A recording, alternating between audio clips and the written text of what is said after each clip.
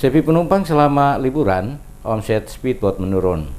Berbeda dengan pedagang musiman selama musim liburan ini, pengusaha speedboat yang melayari Teluk Ambon rute belakang kota Wayame maupun kota Jawa mengaku sepi penumpang, sehingga berdampak menurunnya omset pendapatan. Speedboat yang biasanya dapat menampung kapasitas penumpang mencapai 8 hingga 10 orang itu selama liburan ini setiap pemberangkatan hanya membawa sebanyak 6 penumpang. Sepinya penumpang ini dapat dilihat dari antrean penumpang yang akan menaiki speedboat di pelabuhan penyeberangan yang terletak di kawasan depan Terminal Mardika itu. Hanya terlihat beberapa orang penumpang saja yang sedang antri baik jurusan Wayame maupun kota Jawa. Gani, salah seorang pengemudi speedboat, mengaku sepinya penumpang terjadi sejak awal liburan. Menurutnya, jika sebelumnya dalam sehari speedboat dipenuhi penumpang, tetapi selama masa libur hanya beberapa penumpang saja. Menurut Gani, penurunan ini biasa terjadi setiap tahunnya saat memasuki bulan Ramadan dan masa liburan. Penyebabnya karena sudah banyak warga yang berlibur ke luar daerah dan pulang ke kampung halaman.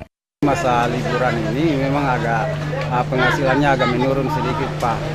Berhubungan dengan habis lebaran, suasana penumpang itu agak kurang sedikit, Pak. Kalau untuk katurang angkutan Mardika Wayame itu umum, kebanyakan umum.